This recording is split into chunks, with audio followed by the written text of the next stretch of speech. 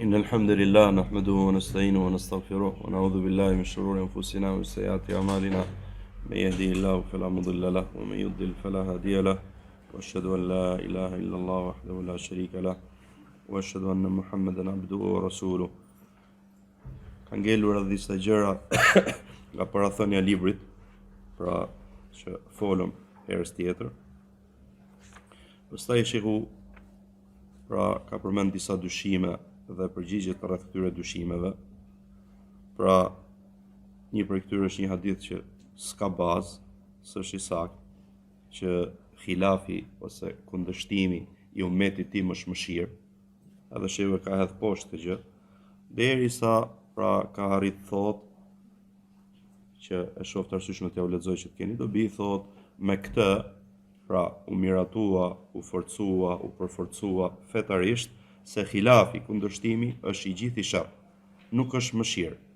Por se ka prej tij që robi merret në përgjegjësi, siç është ajo që bëjnë fanatikët, pasuesit verbazit me dhebeve, dhe ka prej khilafit, pra diçka që robi s'merret në përgjegjësi, si për shembull diskutimet që kanë pas sahabët edhe imamllarët që kanë pasur sahabët, Allahu thot na bashkoft me ta dhe na dhon sukses që t'i pasojmë ata. Amin. Pra, kjo tregon se diskutimi ose khilafi që kanë pas sahabët është ndryshe nga kundërshtimi që kanë pasuesit verbëzi apo fanatikët. Po e përmbledh thot shehu, pra tregon, e mbledh dhe pastaj thot pra sahabët, diskutimi tyre, kundërshtimi tyre ka qenë diçka e domosdoshme. Ata thot e kritikonin këtë gjë, largoheshin prej kësaj sa të kishin mundësi. Kurse këta pasues verbazi dhe fanatik kanë mundësi thot që të largohen, qoftë edhe një pjesë shumë të madhe, por se nuk mundohen për këtë gjë. Por se e miratojnë. Atëherë thot është diçka shumë e ndryshme. Tjetër, ndikimi që ka ky khilaf, edhe unë për këtë po jo lexoj këtë, ndikimi që ka ky kundërshtim. Sahabët për shembull radhiyallahu anhum, megjithse çfarë pra mund kishin diskutime, kundërshtime, shife në degët e fesë. Edhe kjo është e rëndësishme, është për të nënvizuar. Për çfarë? Pra nuk kishin kundërshtime ku në akide. Pra në degët e fesë e ruanin pra shumë unitetin. Ishin shumë larg çdo gjëje që përçan rreshtat e muslimanëve. Për shembull, po jep disa prej kundërshtimeve që mund të ketë pasur pa. Thot ka pas për tyre dikush që e shihte, pra para Fatihas ta thosh bismillah me z apo pa z. Thot ka pas për tyre që shihnin, pra që është e ligjëruar thosh bismillahirrahmanirrahim me z. Dikush nuk e shifte të ligjëruar. Dikush thot mund shifte që është e pëlqyer ngrita e durve, dikush jo. Dikush thot pra mund shifte që po prek e femrën e prish abdesin, dikush nuk e sheh këtë gjë. Me gjithë këtë, kjo është e rëndësishme, me gjithë këtë, ata faleshin bashkërisht pas një imamit vetëm. Pra, pas një imamit vetëm. Kurse po të shofësh të kundërshtimi pasuesit verbazi, shife ku ka arrit, pra kjo është diçka e kundërt, do ta shofësh do me thonë që çfarë fillojnë kanë kundërshtime. Shife thot shtylla e dytë, mbas pra dy dëshmive, që është namazi. Refuzojnë që të falen bashkërisht mas një imamit vetëm.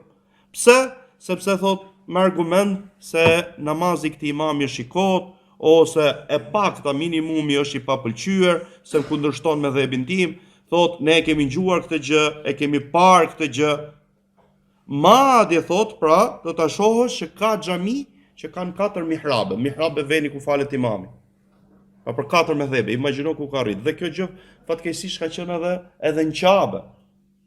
Derisa ka ardhur, nëse zgabojmë, kohën e mbret Abdulazizit, që çfarë i ka heq këto mihrabe dhe i ka bashkuar musliman një imam të vetëm. Pra imagjino ku ka arrit përçarja e fanatizmit derisa me i xhami 4 imam.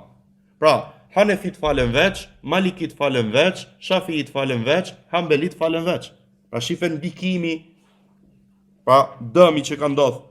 Pra janë gjithë thot ka ndodhur që 4 mihrabe faleshin 4 imamllar njëri pas tjetrit, thot dhe pristin imamllarët ose pristin njerëzit derisa të vinte imami i tyre, pra s'ka ardhur akoma imami jon, ndërkohë që imami i tepo ishte duke u fal.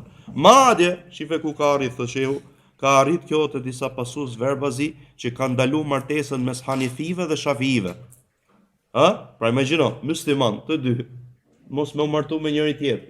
Shive ku ka arrit pra me kuptu se kundërshtimi, konflikti deri ku ka arrit. Thot pra me ndalu martesën mes Hanefive dhe Shafiive, pastaj thot kanë dalë fatva nga disa pra të njohur prej Hanefive, që është shyt mufti Thakalen, i lejoi pra që Hanefiu të martohet, mashkulli Hanefi të martohet me vajzën Shafiie, ngjojnë pra duke e konsideruar si ahlul kitab, si njerëzit e librit. Pra me gjithë, ta konsiderosh ti muslimonin kështu. Shife ku ka arrit për çarja e pasimit, e fanatizmit verbës. Qartë, pra atë që folëm herës tjetër, ato imamlarë se çfarë porosish i kanë lënë njerëzve, pra që të kapen mas hadithit, nëse hadithi është sakt, ai është me dhebi tyre, nëse shifet pra fjala tyre kundërshtim me hadithin, duhet lehet fjala tyre, të lihet fjala tyre dhe të pasohet hadithi, shifet tani kanë ardhur njerëz mbrapa që japin përparësi fjalës atyre para hadithit pejgamberit sallallahu alaihi wasallam. Ndoshta ka raste që japin paraparësi jo atyre imamlarëve, po njerëz pasues me dhëbi që kanë ardhur më vonë, pasues me dhëbi që kanë ardhur më vonë. Atëherë thot, kjo nën kupton që nuk lejohet e kundërta, që Shafiiu të martohet me, pra një mashkull Shafiit martohet me një femër Hanefie, pra siç nuk i lejohet që jehudi apo nasrani që futja për krishterët martohet me muslimane.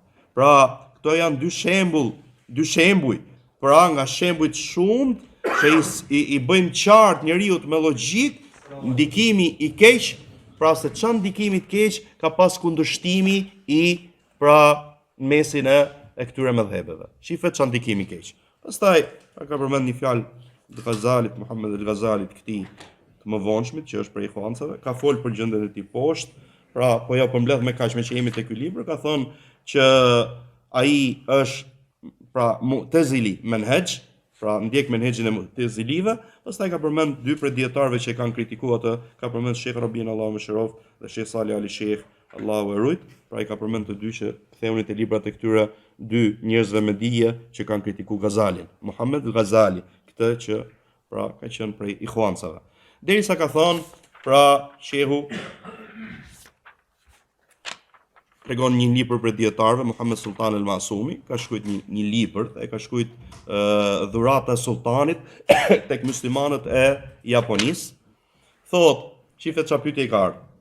Më ka ardhur thot një pyetje nga muslimanët e Japonisë, pra nga Tokyo, Osaka, thot nga filan vend, se cili është realiteti i fesë islame, çfarë do thot mëdhëb, a duhet thot që personi pra që hyn në islam të eci mas një mëdhëbi, për me tjetë Maliki, Hanefi e tjera më radhë, sepse këtu thot ka ndodhur një kundërshtim i madh, pra derisa pra kanë dash disa japonesë që të hynë në islam, donin me besu, thot disa persona nga India i ka thonë që ju duhet bëheni Hanefi, se ai është pishtar i umetit.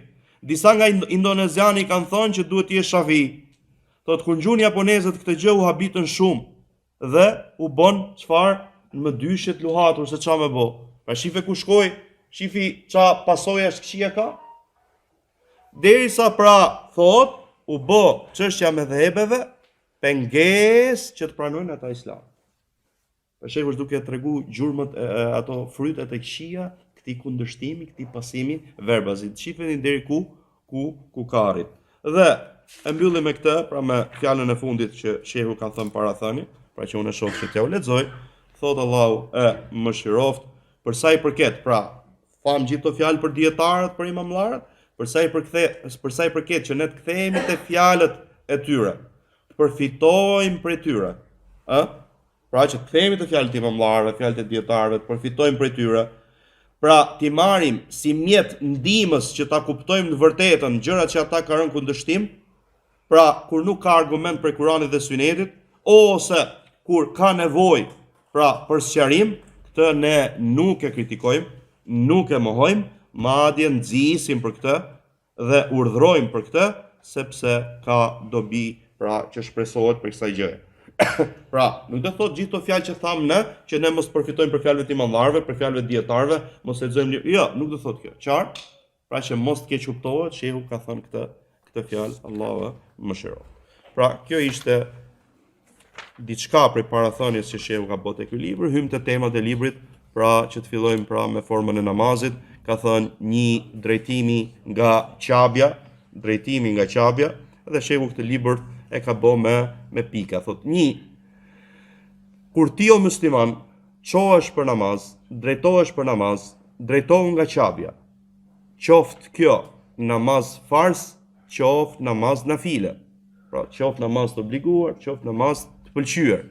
Dhe është, shifeni shpreha shehut, është shtyllë prej shtyllave të namazit. Ndërkohë që dietar tjerë dini që drejtimi nga qabja e quajnë prej kushteve të namazit, që ta keni qartë. Thotë është prej shtyllave të namazit që namazi nuk është i saktë vetëm me këtë. Pra, ose drejtove nga qabja, ose drejtove nga kabja, namazi nuk është i saktë. 2. Thotë ka persona që gjendja e tyre, në gjendje që kanë, s'mund drejtohen nga qabja, po thotë, është personi që është në luftë, namazin e frikës, pra kur lufta është shumë e fortë, shumë e rëndë, pra kjo që është e gjihadi. Ata që bëjnë gjihad në rrugën e Allahut xhallahu ala, që fjala e Allahut jetë më e larta. Dhe ai që s'ka mundësi drejtohet nga qabja. T'jep shembull, si i smuri, ose dikush që është në anije, ose dikush që është në makinë, dikush që është në avion, kur ai ka frikë se mos i del koha.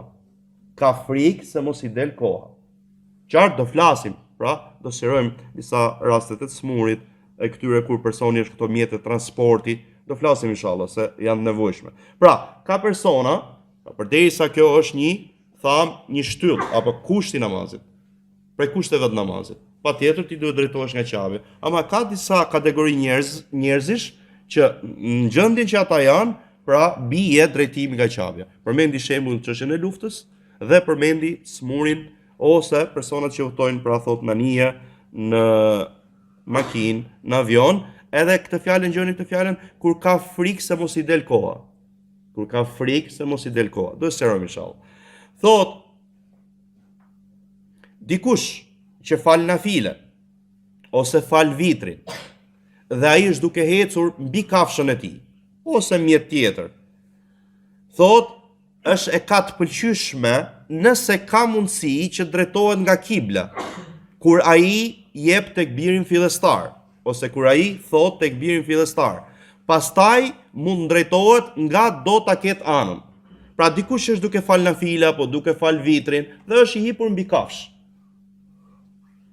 Si është çështja e kiblës për këtë?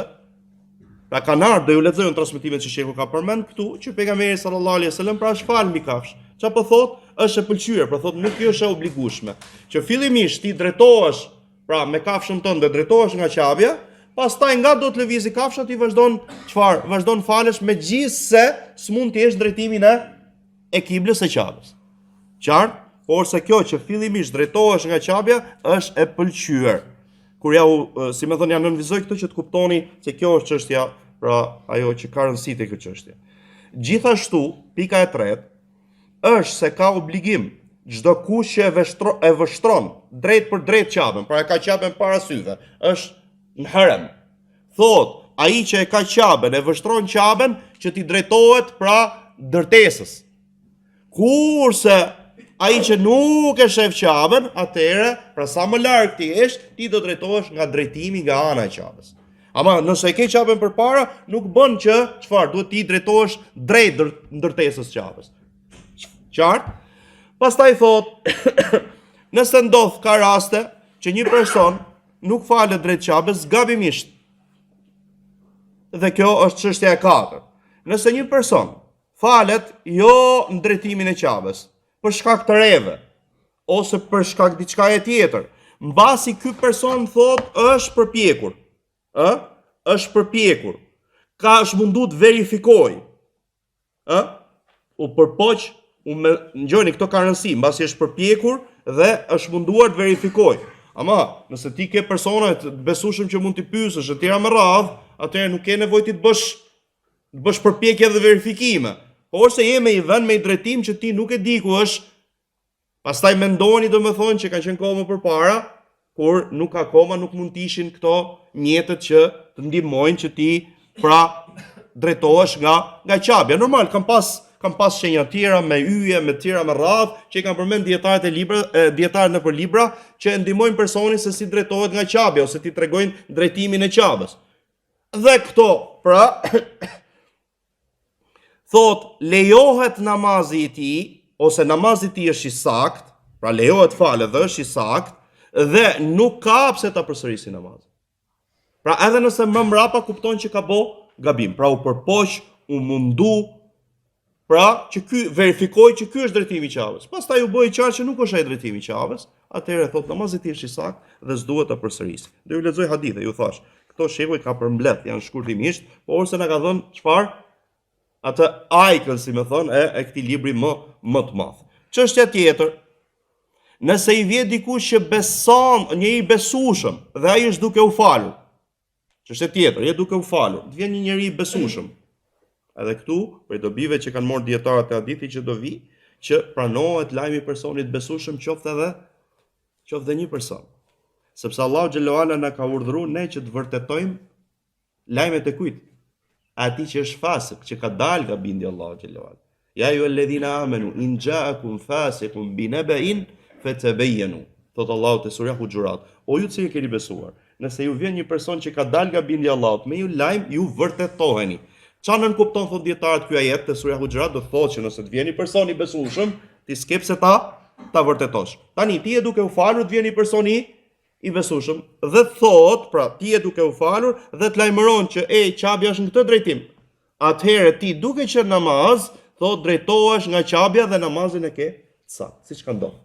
Pra kanë qenë sahabët duke u falë, kur ka ardhur drejtimi, pra ka ardhur lajmi që janë urdhëruar që drejtohen nga qabja, se drejtohen nga Kutsi, nga Aksa, namazat ata kanë çfarë? E kanë ndryshuar drejtimin. Qartë? Kjo është për sa i përket pra drejtimin nga qabja, ti çojmë çështje sepse shefu ka përmend namazin në anije dhe në avion, dhe ta lexoj që ta çojmë deri në fund, pastaj lexojmë hadithet dhe disa dobi pra që t'ju bëhet më e qartë kjo që tham. E dyta është qëndrimi në këmbë. Është obligim që personi të falet duke qëndruar në këmbë, pra të jetë në këmbë kur falet. Dhe kjo është është shtyllë. Përveç, pra si tham dhe drejtimi i qabës, nga kibla, nga kabja, kështu jemi gjithashtu dhe qëndrimi në këmbë. Ka disa njerëz që përjashtohen. Thot përveç, thot atij që është namazin e frikës, që është një luftë shumë e madhe, pra gjendja është që është luftë shumë e madhe. Lejohet thot që të falet i kalëruar, i hipur mbi kalë, mbi deve. Tjetër, personi që është i smur, nuk ka mundësi të qëndrojë në këmbë. Ky person thot falet ulur nëse nuk ka mundësi. Pra nuk ka mundësi të qëndrojë në këmbë, atëherë falet ulur. Nëse nuk ka mundësi, falet pra duke u mbështetur. Kurse, ai person që fal nafile mundet të falet mbi kafsh, ose mund falet ulur nëse do. Rukun dhe sejdën e bën shenjë me kokën e tij, pra duke ulur kokën e tij, me gjithë pra gjoksin ose pra kraharorin e tij, si ruku, si sejdë, gjithashtu dhe i smuri bën të njëjtën gjë, por se çfarë bën? Sejdën e bën më të ulët se rukuja. Pra nëse bën ulët me rukun, me sejdën duhet ulet më shumë. Qartë? Nuk i lejohet pra një personi që është duke u falur ul, çështja e 7, ishte 6, e 7, nuk i lejohet personit që falet ulur që të vendosi diçka të ngritur të bëj sejdë tek ajo. Por se e bën thot sejdën e tij më të ulët se rukuja e tij. Siç e përmendëm, pra kur nuk ka mundësi që të ulet me ballin e tij e do të bëj sejdë. Çështja tjetër thot namazi në anije ose në avion. Namazi në anije ose në avion. Lejohet thot që të falësh namazin farz në anije, gjithashtu dhe në avion. Gjithashtu mund të falet, pra i takon atij që të falet si në avion, si në anije, ulur kur ka frikë se mos bie. Tjetër, gjithashtu i lejohet atij që kur është qëndrim këmbë, mundet që pra të mbështetet në një shtyllë, në një shkop, për shkak mos është vjetër ti, ose për shkak pra fizikut dobët ti. Qartë, Pra pra do mundohemi që t'ju përmend sa dobi që këto t'ju bëhen më të qarta këto fjalë që thot shehu. Pra, çështja e anijes dhe avionit thot lejohet falet farzi, sepse u përmend edhe më përpara, prandaj unë po ju lexoj të dyja, pra të falet farzi në anije dhe në avion, gjithashtu, pra falesh ul kur ke frikë se mos bie, tjetra thot një person që është i thyer në mosh, një person që është i smur, nuk më rrin këm kështu pa u mbështetur diçka. I lejohet atij që për shembull duke u fal mbështetet te një mur, duke u fal marrë shkop mbështetet. Qartë thot lejohen gjitha këto gjëra, pra për shkak thot moshës thyer ose për shkak pra fiziku dobët që ai ka. Dhe çështja pra se dy çështjet e fundit të kjo, para se të hym në çështje tjetër, mesele tjetër, thot mundet gjithashtu që personi të bashkoj mes uljes, pra të falet dhe ul dhe të çohet në këmbë. Çështja 11. Pra i ka dhënë temën çështja 11. Për shembull, personi i lejohet gjatë namazit natës që të falet në këmbë. Gjithashtu mund të falet edhe ul. Pra, pa justifikim. Pra normal, që të falesh këmbë është normale. A lejohet me u fal personi nafile natën ul? Pa pas asnjë lloj justifikimi, nuk është i smur ose thot lejohet, nuk ka problem. Pra lejohet falesh ul pa justifikim. Qartë, thot gjithashtu lejohet që ti bashkosh të dyja, që do thot je ulur, lexon Kur'an ulur. Para, për shembull, lexon gjatë ndoshta, lexon sure të gjata, je ul. Para se të bish ruku, çohesh në këmbë, lexon pak, pastaj bie ruku. Lejohet dhe kjo gjë. Ti ç'a bën? E bashkove këtu mes qëndrimit ulur dhe qëndrimit në këmbë. Qartë, gjë ç'a thot? Pra, ti bashkosh mes të dyja, që do thot, je ulur, lexon Kur'an ulur, para se të vi koha me ran ruku, ti çohesh, lexon dhe atë që pjesën që të ka mbetur, thot, pra këtë gjë çfarë bën? E bën në këmbë. Pastaj thot bie ruku, bie sejdë dhe të njëjtën gjë e bën edhe te rekati i dytë. Tjetra, pra çështja e 12 është momenti që ti do falesh ulur, ulesh këmbë kryq. Pra, kjo ka ardhur hadithe që pejgamberi sa më shfal këmbë kryq, ose në çdo lloj uljeje tjetër që ti gjen rehatin të. Këto janë 12 çështje që shehu i ka përmend pra në këto, pra në fillimin e librit të tij, kurse çështjet kryesore janë drejtimi nga qabja, drejtimi nga kibla dhe qëndrimi në këmbë. Tani t'u lexojmë pra hadithet, disa prej haditheve që shehu ka përmend, thot pra qëndrimi ose drejtimi nga qabja, ka përmend hadithin al-Musi salatahu, pra ai që nuk falej mirë, dhe kjo është e rëndësishme që muslimoni ta di këtë hadith. Dhe shehu pra do përmendi pjesë këtij hadithi gjatë librit. Pra, fillimi i hadithit është që një person falet dhe pejgamberi sallallahu alaihi wasallam është prezant. Shkon dhe jep selam pejgamberit sallallahu alaihi wasallam dhe sahabëve, dhe pejgamberi sallallahu alaihi wasallam i thot atij, ktheu dhe falu se ti nuk je fal. Kjo gjë ndodh 3 herë. Pra, pejgamberi sallallahu alaihi wasallam e kthente duke i thënë, ktheu dhe falu se ti nuk je fal. Dhe duhet ta kemi parasysh se shef fatkeqësisht domethënë që shef namazin e shumë personave muslimanëve ke frikë se është si hadithi që hyn te ky hadith. Dhe meritojnë ato persona të thuhet ktheu dhe falu se nuk je fal. Edhe i thotë i dërguari i Allahut, betohet që unë nuk di të falem më mirë se kaq, dhe pejgamberi sallallahu alaihi wasallam e mëson. Prej gjërave që i ka thënë këtu, gjërat që i ka thënë, thotë kur çohesh për namaz, plotsoje abdesin, pastaj drejtohu nga kibla, nga qabja dhe thuaj Allahu Ekber. Pra këto janë fjalët e para që ka thënë pejgamberi sallallahu alaihi wasallam atij. Pra, kur çohesh për namaz, plotsoje abdesin, pra merr abdesin në formën më të plotë dhe drejtohu nga kibla dhe fekebbir, thuaj Allahu Ekber. Gjithashtu ka përmend prej haditheve që pejgamberi sallallahu alaihi wasallam gjatë udhëtimit falte nafile mbi kafshën e tij dhe falte namazin e vitrit nga do drejtoheshe kafsha, lindja apo perëndim. Shif ka përmend hadith, ama këtu ku lexohet u ka bë përmbledhje. Thot, kishte raste kur donte që të falte nafile mbi deven e tij, drejtoheshe nga kibla, thoshte Allahu Ekber, pastaj falej nga do të ishte drejtimi i kafshës. Pra sheku çaja tha për këtë që thuaj Allahu Ekber në fillim, tha që është e pëlqyer.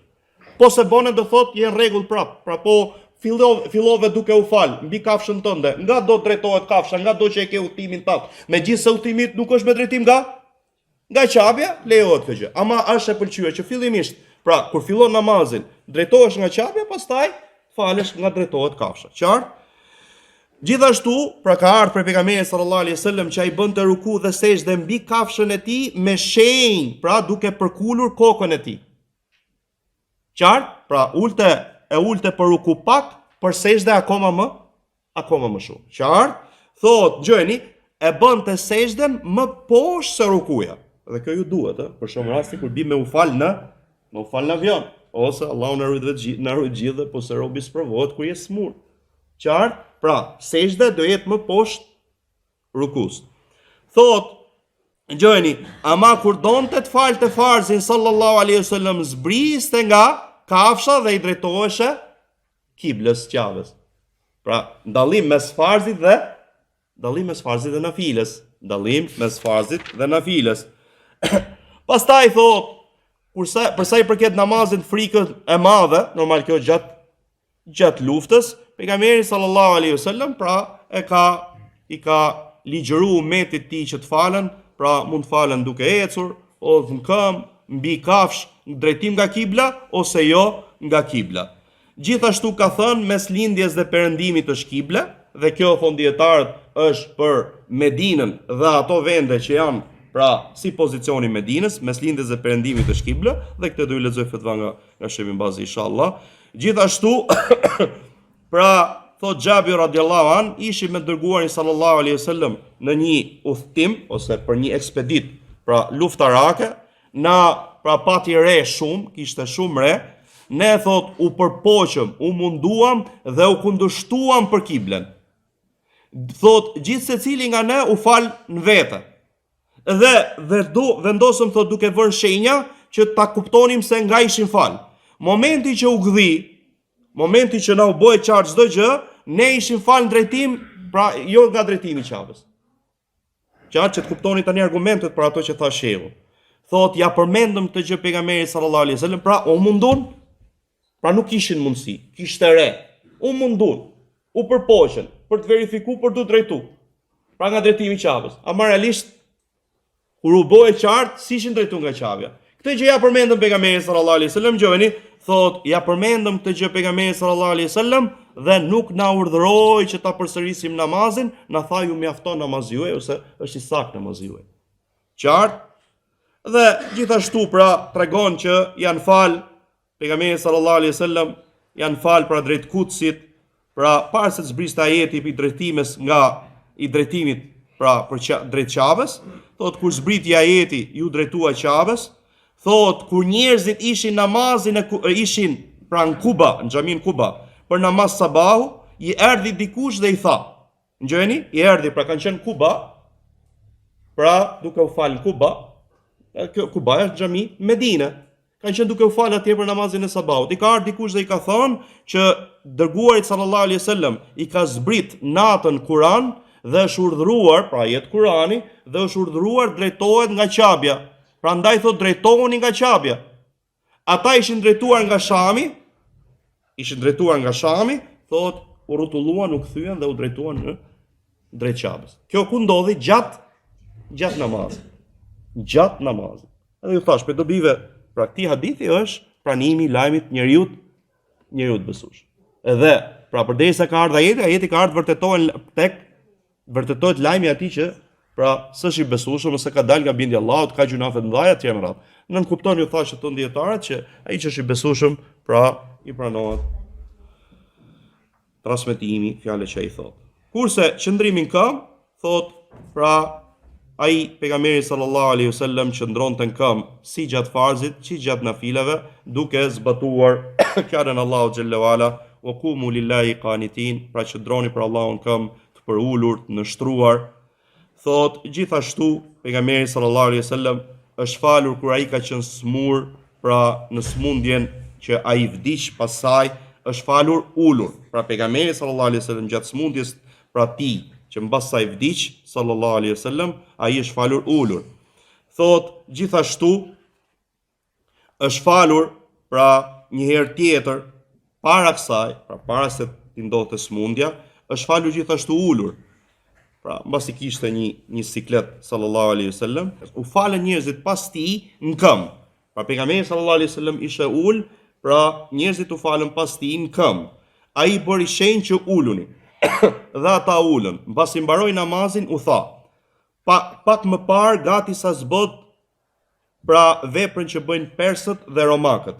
Qëndrojnë pra tek mbretërit e tyre, mbi mbretërit e tyre, pra qëndrojnë këmbë kur ata janë ul, thot, pra ata qëndrojnë këmbë, mbretërit e tyre janë ul, mos e bëni këtë gjë, imami është bërë për t'u pasuar, kur ai të bëj ruku, bëni ruku. Edhe kjo ka thënë dietar këtu, kjo fe idha raka farkau, kur ai të bëj ruku, ju menjëherë mbas tij bëni ruku. Pas mos e parakaloni, as njëkohësisht me të, por se veprimi bëhet mbas veprimit të imamit. Kjo do thotë që s'duhet me u vonu. Siç ndodh shpesh herë. Për shembull, imami është shumë nga sejdë, dikush vazhdon, bën dua apo tjera me radhë. Jo. Veprimet do bëhen direkte mas imamit. Thot fe idha raka, ja u thasi të biktë, se s'kemi temë tani këtë.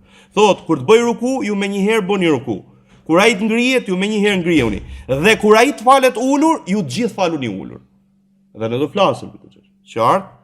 Pastaj thot tema tjetër, pra namazi i personit smur ulur, ka thënë Imran ibn Husaini radhiyallahu an, pra un kam vuajtur, kisha vujtë nga hemoroidet, si më thon, maja sëlli, ka pas siklet, dhe e pyeta dërguarin sallallahu alaihi wasallam dhe më tha: "Falun këmbë, nëse s'ke mundësi, falu ulur, nëse s'ke mundësi, falu mbështetur."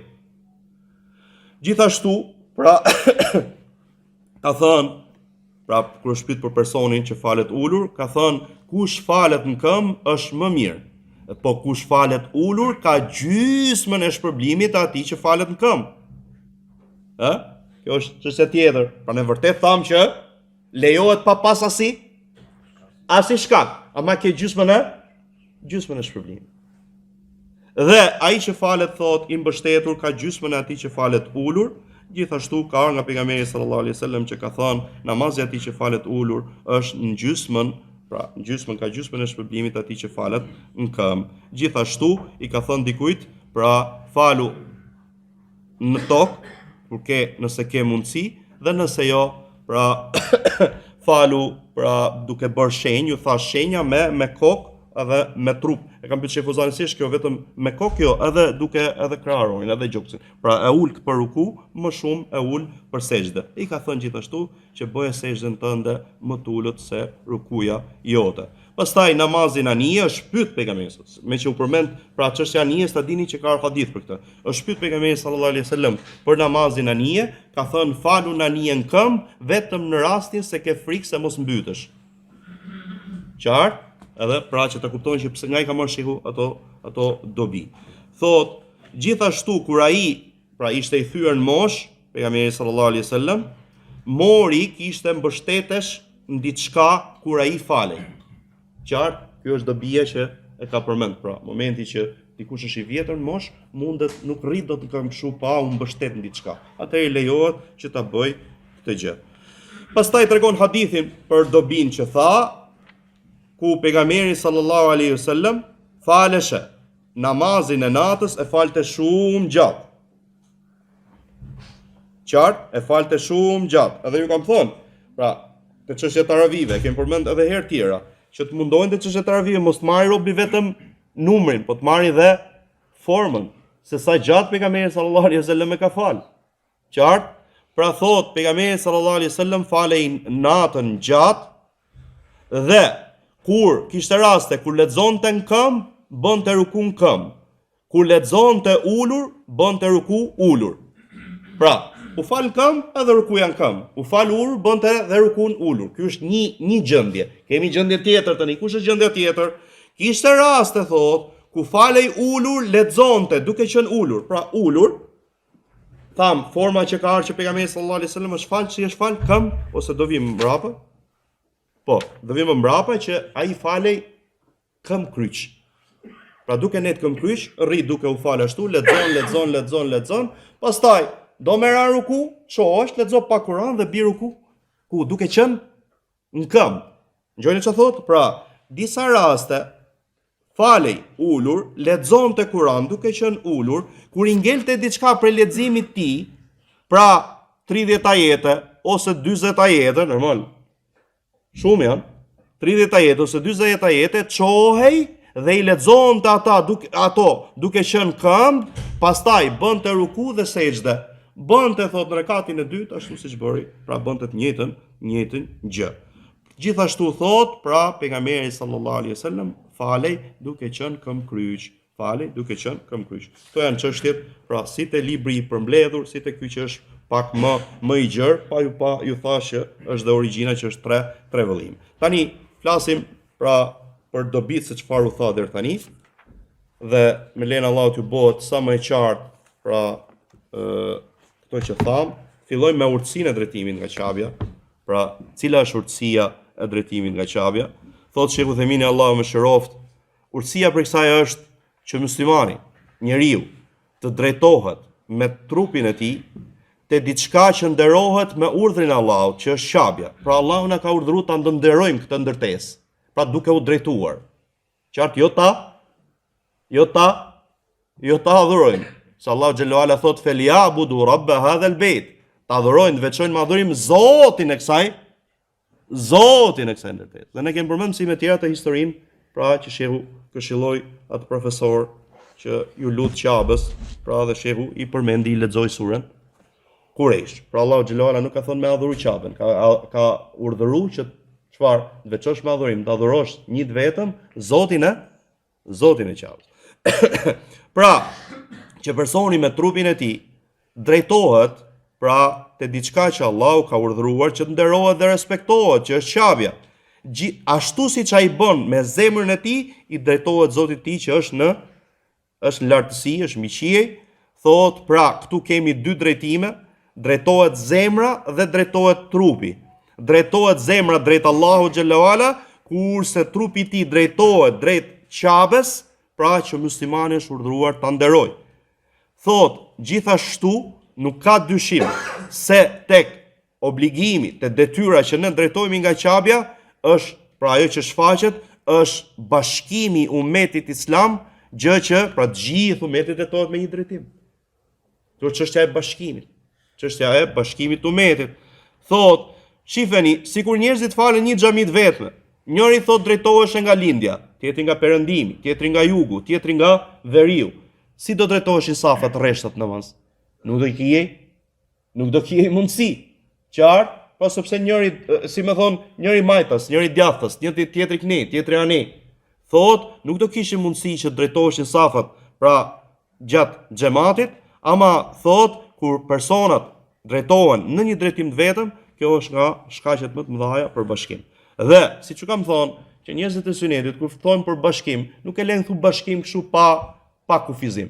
Bashkimi gjithmonë është bashkim tek e vërteta. Dhe unë ja u kam thonë dhe po ja u përsëris prap që ta keni parasysh të fjalën e Sheikhut Theminit shpesh, sa herë që vjen kjo çështja e bashkimit. Pra këtë fjalë ja kam përsërit edhe herë tjera, por sa po ja u përsëris me që u përmend bashkimi. Thot Allahu më shëroft, pra bashkimi i ummetit s'ka dyshim se është obligim. Bashkimi i ummetit s'ka dyshim se është obligim, por se siç ka thënë Allahu xhallahu ala, wa'tasimu bihablillahi jami'an wala tafarraqu. Ajeti surës Al Imran 103. Mani mend ajetin. Wa'tasimu bihablillahi jami'an wala tafarraqu. Kapuni fort me litarin e Allahut, që është feja e Allahut, Kurani, Suneti. Ngjojeni jami'an, ka përmendur herë litarin, pastaj ka thënë bashkarisht. Kapuni fort me litarin e Allahut, bashkarisht dhe mos u përçani. Por se është obligim që ummeti të bashkohet në çfarë gjëje? Thotë sipas udhëzimit pejgamberit sa dhe shokëve të tij, jo sipas tekave dhe bidatave. Pra mani mend te grupi i hadithi, grupit të shpëtuar, kur ka thënë që të përçahet ummeti im 73 grupe, 72 zjarr një në xhenet, çka ka thënë? Ai që pason atë që jam unë dhe shokët e mi. Atëherë, ummeti ka obligim të bashkohet në udhëzimin e pejgamberit sa rrugën e pejgamberit sallallahu alaihi wasallam dhe të sahabëve. Qartë? Jo në bidate. Pra siç fatkeqësisht për grupeve që e ka këtë ide, kush është? Ikhwan muslimin. Pra justifikojmë njëri tjetrin gjëra që kemi ra kundërshtim. Prandaj un po ja u lexoj këtë, me që u përmend urtësia te Qabja, t'ja u përmend të fjalën e Sheikhut Themin që ta mani mend, pra që nëse vjen dikush me nga trup këtë çështje, ta keni të qartë. Pra, Është obligim umetit bashkohet në çfarë gjëje? Thotë sipas udhëzimit rrugës pejgamberit sallallahu alaihi wasallam dhe shokëve të tij, jo sipas tekave. Ngjojeni, wa atasimu bihablillah, filloi thot me litarin e Allahut, para se thot xhamian bashkarisht.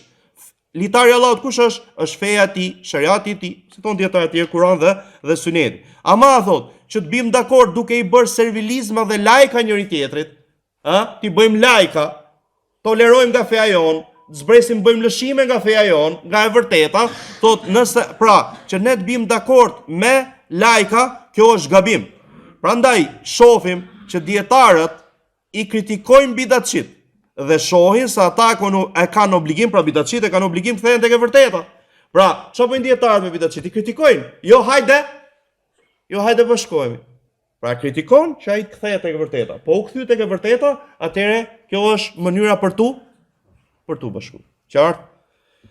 T'ja u lexoj edhe një fjalë Lexhnës, edhe kjo e shoh shumë të rëndësishme për shumë çështje rreth parë për veten tuaj, pastaj edhe për tjerët. Pse se ke shumë persona, ndoshta edhe jashtë Islamit, po ndoshta edhe të rinë Islam, po pse kjo është kështu? Pse kjo është kështu? Pse kjo është kështu? Unë fillova herë me dobin ose me urtësinë që thashë Udhëmini. Për së dyti t'ju them këtë sepse kjo është për çdo gjë në fenë Allahut. Ngjoni se i kam pyet dietarët e Lexhnës, për këtyre Sheh Ibn Bazi, Sheh Abdurrazak Afifi, Sheh Gudejani, Allahu i mëshiroj të gjithë. Thot, kush është urtësia që ne drejtohemi nga kibla, nga Qabja? Ngjoni çfarë thot. Dhe unë du ta meditoni dhe ta mbani mend të përgjigje. Nuk është se muslimani e ka të paqartë thot se e ka obligim që të bëj çfarë ka mundësi për urdhëresave dhe të largohet pra nga gjitha ato që Allahu xhallahu ala e ka ndaluar. E kuptoi urtësinë e urdhëresës e ndalesës apo nuk e kuptoi? Pra ti si musliman,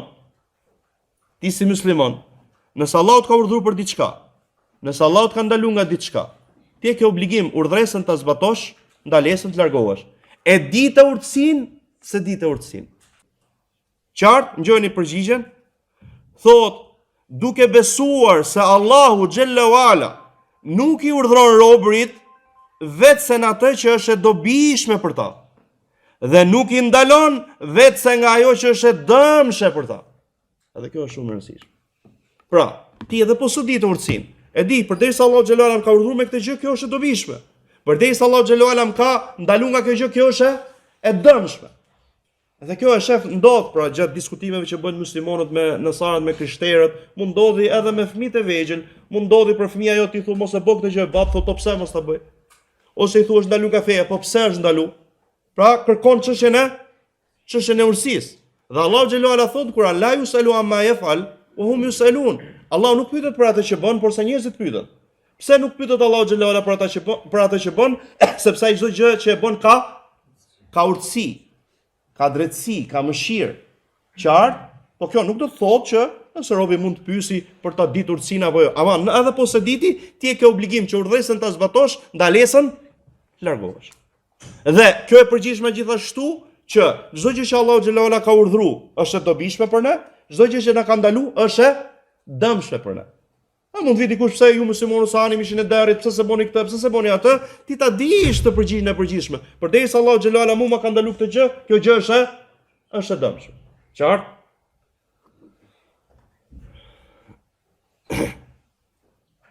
Pra, çfarë ka ligjëruar ai subhanahu wa taala, të gjitha kanë urtësi që ai subhanahu wa taala i di.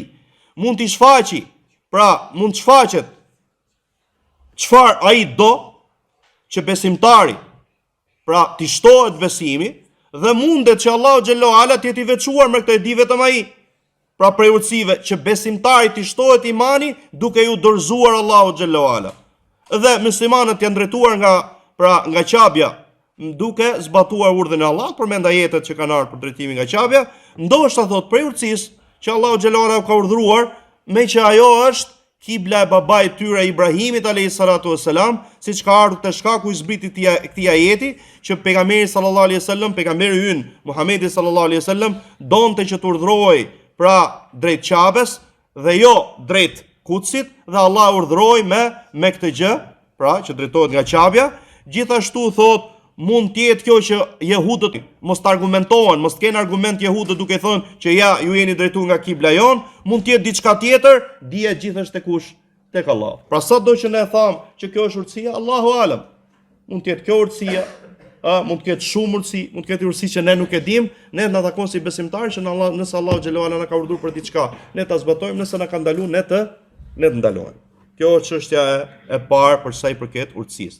Kur u përmend hadithi atij që nuk falej mirë, pra më ran mend gjatë përgatitjes mësimit ju tregosha këtë histori, pra rreth ikhwansave. Më duket se kam përmend kur kam folur për ikhwancat, po e pata përmend, ja vlen përmendet këtu, me pat gjendje që ju thash që fatkeqësisht pra disa musliman nuk e zbatojnë këtë hadith, pra që nuk falen ashtu siç duhet. Tregon Sheikh Muhammed ibn Abdul Wahhab al-Banna, një prej dietarëve të Sunetit, pra ka qenë nga Egjipti, ka jetuar në Gjidë dhe ka jetuar në Saudi, për dietarëve të Sunetit, thot tregon njohjen e tij me të rinjtë e Ikhwanul Muslimin. Thot njohja e parë, kontakti im i parë thot me të rinjtë e ikhwansave dhe me Hasan al-Bannën, ishte thot pra kur ishim të vegjël, ishim të rinj, loznim futboll. Thot u thirr ezani, më pas thot pra falem namazin e akşamit. Unë i njoha ata, thot pra u prezantova me ta, shkuam tek një vend, filan vend, pra në një tarac që e kishin marrë me qira dhe filloi duke majt hutbë Hasan al-Banna.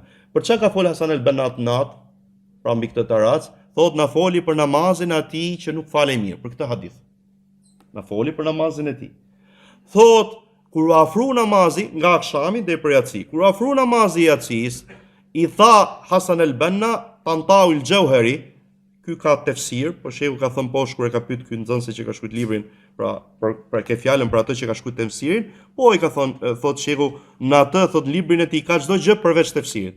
Pra libri i tij tefsirit ka çdo gjë përveç tefsirit. E rëndësishme, thot, filloi duke e falur namazin nakran. Nakran çfarë është? Si ajo koka gjelit, kur ha ato ushqimin, mistrin apo grurin, e keni parasysh, kështu thot u fal dhe ky. Ka bë librin tefsir, Thot, unë thot, e ngrita zërin tim dhe i thash që ky sheh fali namazin si namazi e tij që nuk falej, si namazi e tij që nuk falej mirë. Si namazi e tij që nuk falej mirë. Kjo gjë thot si pëlqeu Hasan al-Bannës, më kundërshtoi për këtë gjë. Pastaj i thash thot tre prej Ikhwanul Muslimin, që shehu i ka pas njohje me ta, filani dhe filani, këta të tre, thot, ky shehu juaj është me dy fytyra. Ky shehu juaj është me dy fytyra. Pra, ishte duke fol për namazin e atij që s'falej mirë. Që pejgamberi sallallahu alaihi wasallam tha, ktheu dhe falu, se ti nuk e fal, pastaj futi një person që i zbatohej ky hadith atij dhe nuk reagoi.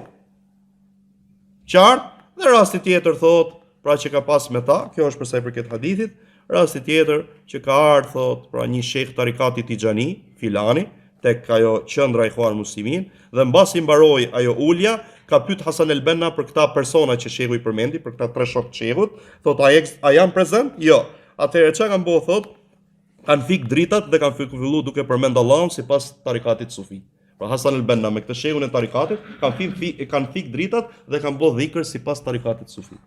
Shife ka pyet për këta, a janë prezant ose janë prezant? Pse? Ngjosi thot shehu këtu, ka pyet për këta të dy sepse anonin nga suneti. Pastaj njëri për këtyre të treve më tha që Hasan al-Banna është me dy fytyra. Pra, që shive. Pra po t'ishin ata, nuk do e bënin këtë gjë. Sa u siguruan që ata si janë, e bën këtë gjë. Qartë, me që u përmend hadithi atij që nuk falë mirë, përmendim pak rrezikun e ikhwanëve. Tjetër, u përmend hadithi mes lindjes dhe perëndimit të shkibël, pra ç'ash mes lindjes dhe perëndimit të shkibël, ju thash, kjo është për Medinën dhe ata që kanë pozicion, ato vende që kanë pozicionin si Medina. Thjesht që ta kuptoni këtë, një prej komenteve që ka bërë Sheikh Ibn Bazi, Allahu mëshiroft, te ky hadith kur ka komentuar librin e tefsirit Imam Ibn Kathirit rahimahullah, ka thënë, ky hadith do të thotë që falet devijimi i lehtë. Që falet nëse devijimi është i lehtë. Pra, nuk merret ky hadith kështu, edhe ka thënë pejgamberi sallallahu alajhi wasallam mes lindjes dhe perëndimit të shkibla. Shifë si e ka komentuar këtë hadith njëri prej dietarëve. Pra, këtij umeti që është Sheikh Ibn Bazi, Allahu mëshiroft. Pra, ky hadith thotë nën kupton devijimi i lehtë. Pse? Sepse dietarët thonë, nëse devijimi është i lehtë, nuk ka problem. Ama nëse devijimi është i rëndë, atëherë ka problem. Qartë? Dhe shifeni një nga përgjigjet e Sheh Ibn Bazit, ky është komenti që ka bërë këtë hadithi me që u përmend. Ngjojeni një nga përgjigjet e Shehut. Thot Allah më shëroft, pra e kam pyet që kemi një xhami në fshatin ton apo në vendin ton, jemi fal tek ajo xhami për një far kohë, pastaj thot kemi mësuar, jemi bërë me dije se kjo xhami ka devijim nga kibla. A duhet i përsërisim në namazet që kanë kaluar? Shehu i thot Allah më shëroft, te vëllimi, pra jemi te vëllimi 29 i fetvave të Shehut, thot nuk keni pra detyrim për ta përsërit namazin dhe devijimi i lehtë si statë hadithi është i falur, nuk keni nevojë për ta përsërit, ama ngjojeni, edhe nëse devijimi është i lehtë, më mirë për ju që ta ndryshoni. Na imagjinoj, ka thonë mos e përsëris namazin, ama dhe devijimi i lehtë ju bëni mirë që ta ndryshoni. Po mirë, po kur devijimi është i rëndë dhe ca insistojnë dhe vazhdojnë me kokëfërtësi. Ngjoj, shehu ka thonë nëse devijimi është i lehtë, më mira për ju që ta ndryshoni, pra ta çoni kështu siç. Dhe ama nëse është devijim i madh, atëherë keni obligim thotë që ta ndryshoni dhe kjo domethënë nuk është diçka e paqartë, por se çështja kur është devijim i lehtë, kjo falet. Kjo më që u përmend çështja e kiblës. Çështja tjetër, kur nuk ke mundësi të falesh në tokë. Nuk ke mundësi të falesh në tokë. Edhe cilat janë rastet? Për shembull thotë shehu, nëse ti nuk ke mundësi të falesh tokë, jemi te fjala Sheh Albanit tek libri që është origjinë me 3 vëllime. Kur ti nuk ke mundësi të falesh në tokë, për shembull thotë nga që është baltë e madhe, ose ke hipur mbi tren, ose avioni thotë është në qiell, nuk ke ti mundësi me zbrit dhe ke frikë se del koha, atëherë thotë fjala që lejohet që ti të falesh, pra mbi kafshë etj me radhë, kjo është ajo fjala që është bazë. Sepse Allahu xhallahu ala thot, Allah nuk e mundson njeriu për te mundësisë, kurse pejgamberi sallallahu alaihi wasallam ka thënë, atë kur t'ju urdhëroj me diçka, veproni sa të keni mundësi. Pastaj ka përmend 2 përgjigje pra për Imam Ahmedit. E kam pyetur Imam Ahmedin një rast, si 2 prej nxënësve të tij, një rast i thon pa një person që është në ekspedit dhe ka borë shumë të madhe, pra bora shumë e madhe, dhe personi nuk ka mundësi pra që të bëjë sejdë. Atë falet mbi kafshën e tij? Ose mund të ketë shi thot dhe ka frikë, pse mund rrobat, ndodh diçka me rrobat, atëherë thot mund të falet mbi kafshën e tij. Kjo është një nga përgjigjet e Imam Ahmedit. Përgjigja tjetër, nëse personi është duke u falur në baltë, si ta bëj sejdën? Pra rasti i parë është mbi kafshë, kurse rasti i dytë është duke u falur, pra ka ras shiu, është bë dhe baltë, ky po falet poshtë, pra nuk po falet mbi kafshë. Thot, nëse nuk ka mundësi ta bëj sejdën, pra si ta bëj sejdën, thot, nëse thot Imam Ahmedi Allah më shroft, nëse nuk ka mundësi ta bëj sejdën, ka frikë se rrobat i prishën, atëherë thot ta bëj me ulje. Pra mos ta çoj, si më thon, mos ta vej kokën në tokë, por se thjesht tuli kokën. Kjo është përgjigje Imam Ahmedit Allah më shroft. Çështja tjetër, pra për dobive që të bëhet sa më qartë ajo që e lexuam, Shehu Themini Allah më shroft, kur vjen te çështja e drejtimit Qabes, pra kush janë ata që janë të justifikuar, thot ai që s'ka mundësi, thot për shembull personi mund të jetë i smur, nuk lëviz dot. Pse po ju lexoj këto sepse ju sqarohet akoma më shumë fjalët që ka përmend Sheh Albani. Ngjojë çfarë thotë Shehu, mund të jetë i smur, nuk ka mundësi të lëvizi. Ose pra kur nuk ka mundësi të lëvizi, nuk se për shembull në rregull nuk ka mundësi të lëvizi, por se mund të ketë i person që e drejton nga kibla, se ka atë, atëherë do falet sipas mundësisë. Pra, ngjoni se thotë shembullin, mund të jetë një person i smur, nuk ka mundësi të lëvizi, nuk ka dikush që ta drejtojë nga qabja, atëherë ky person falet sipas drejtimit që është. Pra mund të jetë spital, nuk e ndihmon kush, është vetëm, pra nuk lëviz dot, nuk mund ta ndryshojnë që të drejtohet nga qabja, atëherë ai do falet sipas mundësisë. Ka përmend ajetin, keni frikë Allahut, jeni devotshëm, zbatoni rregull, largoni nga ndalesa sa të keni mundësi. Ka përmend ajetin Allahut, pra ajetin e Kuranit ku Allahu xhallahu ala thot, nuk e mundsoi Allahu njeriu te mundësisë. Gjithashtu ka përmend fjalën e pejgamberit sallallahu alaihi wasallam, pra kur t'ju urdhëroj me diçka, me një urdhër, atëherë veproni sa të keni mundësi. Dhe nga rregullat pra të miratuara tek njerëzit e dijes janë marrë nga tekstet e Kuranit dhe Sunetit. Ngjoni këtë rregull se ju bën shumë dobi, thot nuk ka obligim rast pa mundësie. Pra ne folëm për drejtimin nga kibla, por ky rob kjo që është në gjendje nuk ka mundësi. Nuk ka obligim rast pa mundësie dhe nuk ka haram rast domosdoshmërie. Nuk ka obligim rast pamundësie dhe nuk ka haram rast domosdoshmërie. Nga rregullat, pra rregullat fiqhie quhen te dietarët, rregullat e fikut që janë marrë prej Kuranit dhe Sunetit. Për shembull thot, rasti kur lufta është pra shumë e rëndë, pra përplasje shumë e madhe, atëherë thot robi nuk drejtohet nga kibla kur ka pra sul, mbrojtje etj. Me radhë, gjithashtu shembull se pra pse po ja lexoj këtë, Allahu na rrit nga sprovat, Allahu na lehtësoft për këto sprova të rënda që thotë shehu këtu, nëse një person thotë është duke u larguar, pra është duke ndjekur armiku, ose po vjen thotë rrjedh, përmbytje, ose djegje, ose tërmet etj. Me radhë, pra personi është duke u larguar namazin, atëherë thotë ta fali sipas mundësisë qoftë dhe jo nga drejtimi i kiblës. Pra Allahu na rrit nga këto sprova të mëdha, domethënë, gjithë. Çështja tjetër, namazi në avion. Dhe kjo është diçka e rëndësishme për Sheikh Uthayminit që të bëhet, sepse po ja, si më thënë, nënvizosha nëse ke frikë se del koha. Ngjoni përgjigjen e Sheikh Uthayminit, Allahu më shëroft, pra tregon pra ndryshimin e mjeteve të transportit, thotë mjetet e transportit sot ka makina, pra disa makina janë si anijet. Ka personi që mund të falet, thotë, pra mund të falet, duke qenë një makinë e madhe, mund të falet dhe ruku, dhe sejdë dhe të qëndroj këmbë, i drejtuar nga kibla. Thotë, pra si i bëhet, si mund të themi, si falet personit të këto, pra nëse makina është e madhe, për shumë një autobus i madh, ka thot vend gjerë për të falë namaz, mundet thot që njeriu të falet në këmbë, ruku dhe sejdë drejtim nga kibla, atëherë thot falet, nuk ka problem. Thot, pse? Sepse këto makina janë si anija, dhe e ngjut hadithin për anijen, pra ka ardhur hadith për anijen. Atëherë thot këto makina janë si anija. Thot, por se në përgjithësi këto makinat janë vogla, tregon rastin e makinave kanë vetëm ato sediljet, thot, ama nëse kiet mundësi ka të njëjtin gjykim.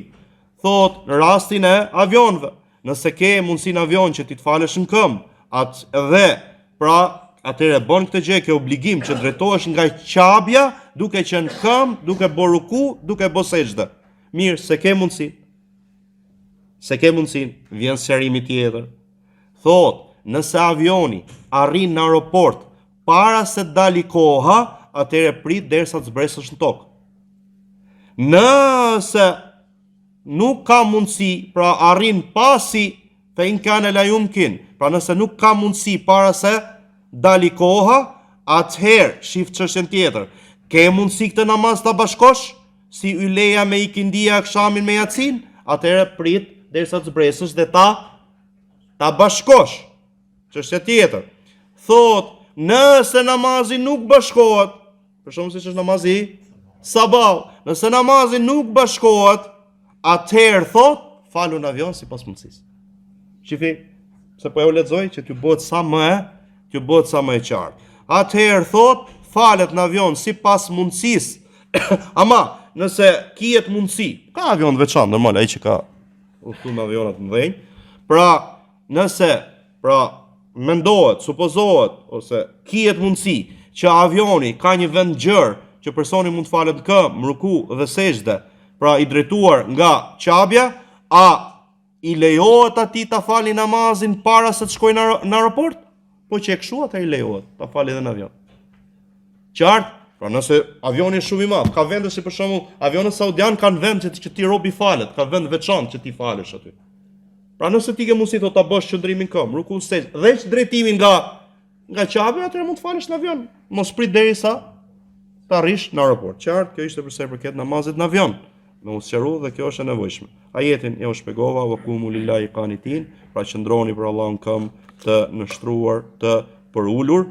Kjo thot pra shehu këtu, e ka marrë nga Imam Ibn Kathiri, pra që qëndronin këmbë, pra për Allahun nështruar dhe të përulur, ajeti surës Bekare, kjo thot çon pra ky urdhër obligon diçka tjetër, që çfarë? Mos flasësh namaz. Mos flasësh namaz.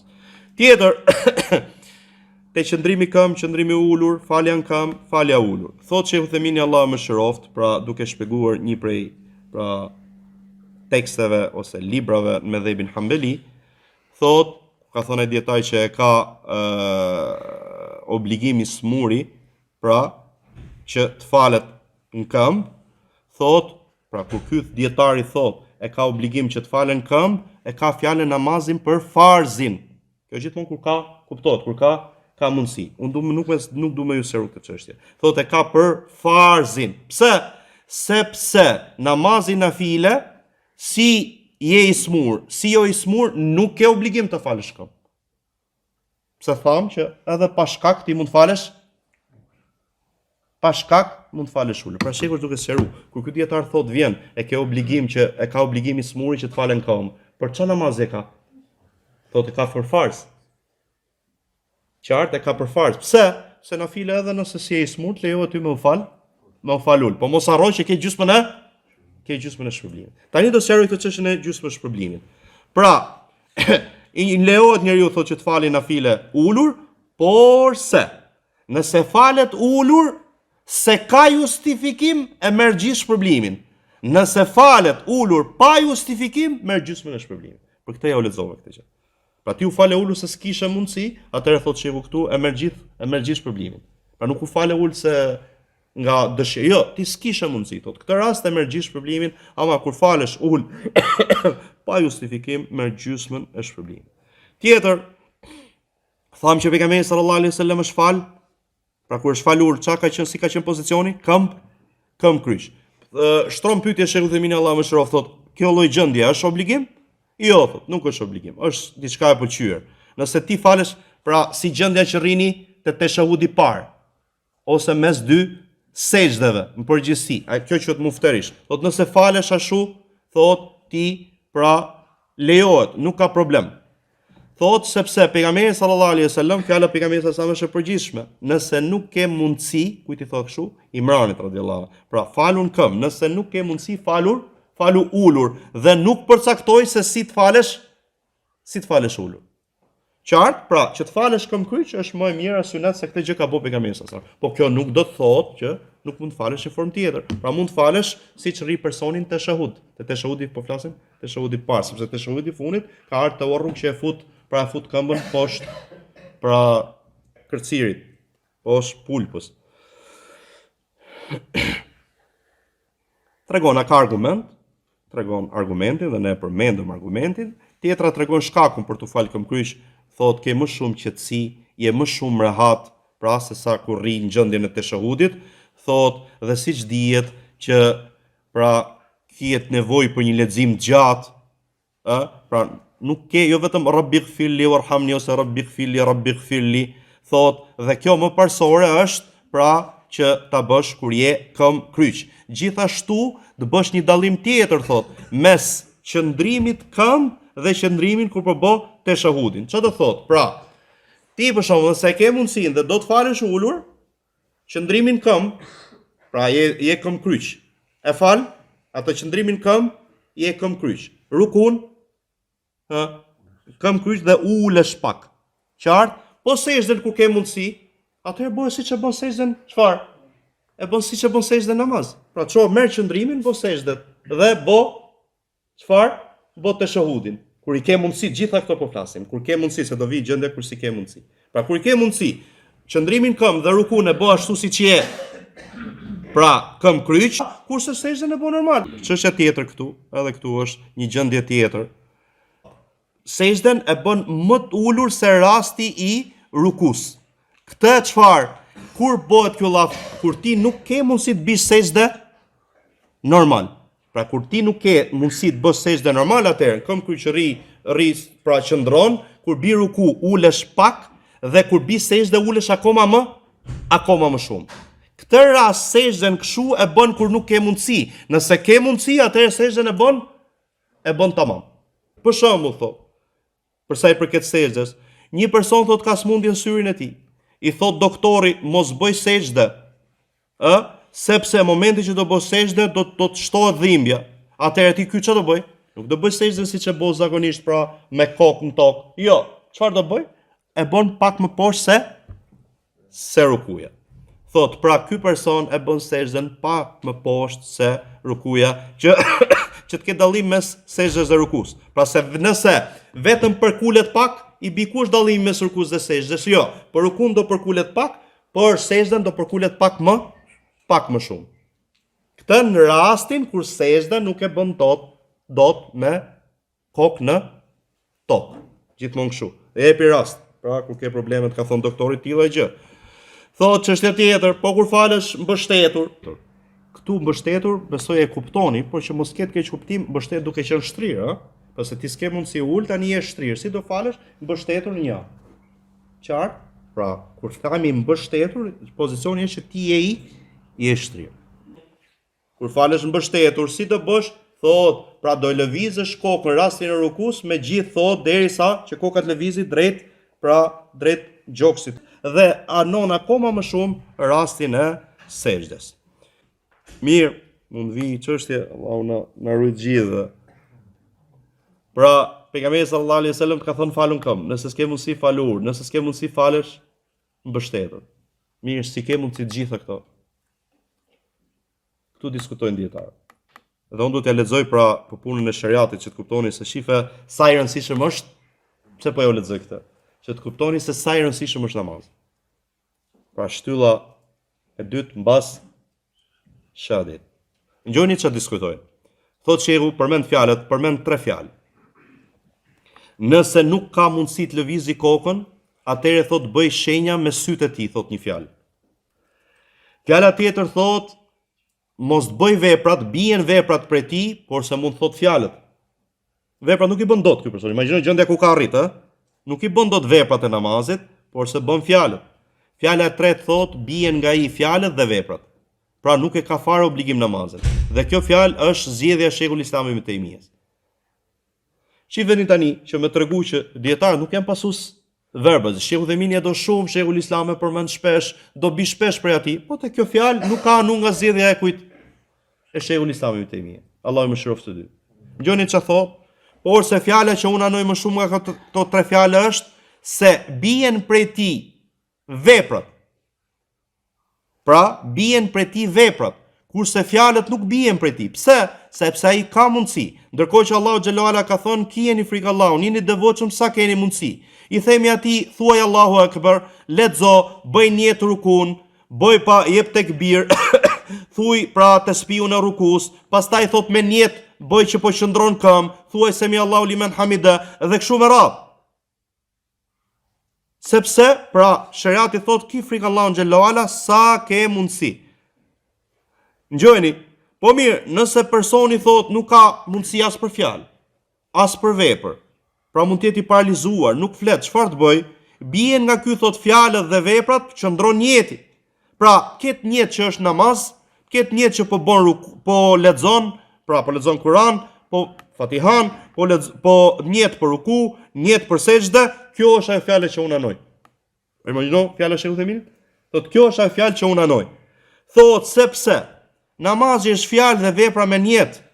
Kur bien fjalët dhe veprat, atëherë qëndron njeti. Pse? Se po i tham këtë smuri që nuk ke namaz, mund të jetë shkak që ky ta harroj Allahun xhallahu ala. Pra, sepse kur kalon një ditë dhe natë dhe personi nuk falet, ndoshta harron Allahun xhallahu ala.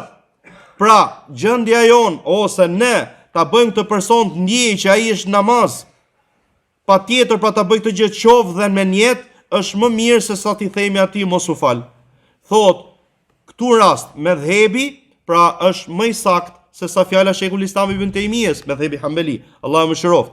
Ku ai pra ata kanë thënë nuk bie namazi, pra dietarët kanë thënë, dietarët Hambeli, pra këto anon shehu, kanë thënë që nuk bie namazi përderisa personi ka logjikën. Përderisa e ke logjikën, e ke obligim namazin me çka ke mundsi. Dhe ju këtu e shihni rëndësinë e namazit. Çështja tjetër që u diskutu para rasti kur pejgamberi sallallahu alaihi wasallam u fal ul, njerëzit u falën këmbë, pejgamberi sallallahu alaihi wasallam ja bëri me shenjë që falun uluni. Kjo çështje tani si është? Thotë Sheikhu Themini Allahu më shëroft, pra te kjo çështje. Imami kur falet ulur, e kanë obligim xhamati që të falet ulur. Nëse falen këmbë, namazi i tyre është shikot. Prandaj bëhet si gjë e gjës duke thënë, një person fal farzin këmbë dhe i prishet namazi i tij. Kush është ai? Pra ky është rasti. Pastaj tregon që shumë prej dietarëve, fjalën tjetër, shumë prej dietarëve thonë që kur imami falet ulur, atëre xhamati që ka mundësi të qëndrojë këmbë e kanë detyrë që të qëndrojnë këmbë dhe të falen këmbë. Pse? Tani, pse po jo lexoj këtë se ka ardhur ky hadithi tjetër.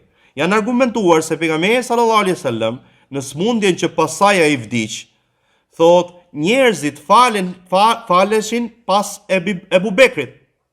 Pra ishte filluan duke fal mbas Ebu Bekrit. Thot erdhi pejgamberi sallallahu alaihi wasallam, u ul pranë Ebu Bekrit dhe filloi u fal ai si imam. Ndërkohë pejgamberi sallallahu alaihi wasallam ishte ul. Pra imam erdhi pejgamberi sallallahu alaihi wasallam, Ebu Bekri ishte imam, vjen pejgamberi sallallahu alaihi wasallam nant Ebu Bekrit dhe falet pejgamberi sallallahu alaihi wasallam ul, Ebu Bekri në këmbë dhe njerëzit ngjojnë zërin e Ebu Bekrit radhiyallahu an. Pra e merrshin si imam Ebu Bekri radhiyallahu an, pra zërin e tij, dhe Ebu Bekri merrte pejgamberin sallallahu alaihi wasallam, sepse zëri pejgamberit sallallahu alaihi wasallam ishte i dobët, nuk ne ngjoshin njerëzit. Ngjonin zërin e kujt? Zërin e Ebu Bekrit radhiyallahu an, pra që ishte krah pejgamberit sallallahu alaihi wasallam. Atëherë çka kanë thënë ca dietar? Ky hadithi, sepse u përmend ky hadithi që përmendi shehu temës, pra që pejgamberi sa më i tha uluni. Thot ky hadithi shife, thot pejgamberi sa më shfal ul, ndërkohë që ata janë fal këmbë. I bik që ky hadithi ka anullu hadithin e parë. E ka anullu. Do të thotë që ne tani çfarë? Kur imami falet ulur, ne kemi mundësi me qëndru këmbë, jo do falim në këmbë, megjithëse imami po falet ulur. Kurse shehu anoj nga fjala, dhe Sheikh Albani vetëm të hadithin ka përmend këtu, anoj nga fjala që nëse imami falet ulur, atëherë dhe xhamati duhet falet ulur. Qartë? Ngjoni çështjen tani. Thot, pra tregojnë argumentime të tyre që është anullim, unë tani po ju tregoj se si, për shembull, si është forma që shehu anon, që të kuptoni se si argumentohen dietarët e tjerë më radh. Thot, shifeni, ngjoni. Pra që themi anullim, po vazhdojmë të fjala shehut, që themi anullim, anullimi ka dy kushte. Dhe kjo është për shumë çështje që ju pyesni. Thot që themi anullim, anullimi ka dy kushte. E para thot që dim se anulluesi ka ardhur më mbrapa, pra dim kohën. Pra koha kur ka ardhur. Kur ka ndodh ky? Nëse ky që ka ardhur më mbrapa, e jemi të sigurt domethënë që ky hadith i anullues është më mbrapa, atëherë mund të themi anullim. Por s'është ky kushti tjetër. Kush është kushti tjetër? Kur nuk kemi mundësi t'i bashkojmë. Kur nuk kemi mundësi t'i bashkojmë hadithet. Në këtë rast do të kemi mundësi t'i bashkojmë hadithet? Sepse momenti që ne i bashkojmë të dy hadithet, pra i bi që punojmë me të, kur bashkojmë dy hadithe bashk, i bi që punojmë me të dyja. Po tham që ky i dyti anulloi të parin, i bi që punojmë vetëm me dytin. Prandaj thon dietarët që ky bashkimi ka përparësi para anullimit. Mirë, te ky rast që ka ndodhur, kemi mundësinë e bashkimit? Ngjoni bashkimin që thot Imam Ahmedi rahimahullah dhe anon, pra Sheikh Uthemini Allahu mëshiroft, thot bashkimi këtu është i mundur, e ka treguar këtë gjë Imam Ahmedi Allahu mëshiroft, thot, pra rasti sqarimi është që nëse imami falet që nga fillimi i namazit ulur, ata falen ulur. Pra filloi imami namazin ulur, atëherë edhe xhamati falet ulur. Nëse imami fillon këmbë, gjojeni, fillon këmbë, pastaj i ndodh diçka gjatë namazit dhe ai ulet, atëherë ata të vazhdojnë që ndrojnë këmbë. Ky është bashkimi që ka bërë. Edhe një herë. Pra, nëse imami që nga fillimi ka fillu ulur, që nga fillimi i namazit filloi ulur, atëherë xhamati le të falet ulur. Nëse imami ishte rregull, filloi namazin këmbë, ama gjatë namazit ndodhi diçka që t'i shkaktoi atij që ai të ulet, atëherë ai vazhdon ulur, xhamati falet në këmbë. Ky është bashkimi që ka bërë Imam Ahmedi Allahu mëshiroft mes dy haditheve, pra dhe nuk ka thënë që hadithi i dytë ka anullu të parë. Qartë, kjo është dobia tjetër. Pastaj, pra vazhdon namazi me shapka, namazi me nallane, këtë inshallah e lëm për herës tjetër. Pra të gjitha çështjet që kishim për këtë temë që tham sot i mbarum, herës tjetër vazhdojmë te namazi me nallane, me shapka, që është i pëlqyer. E lëm me kaq. Subhanakallahumma bihamdik, ashhadu an la ilaha illa anta, astaghfiruka wa atubu ilayk. Edhe ju të gjithë.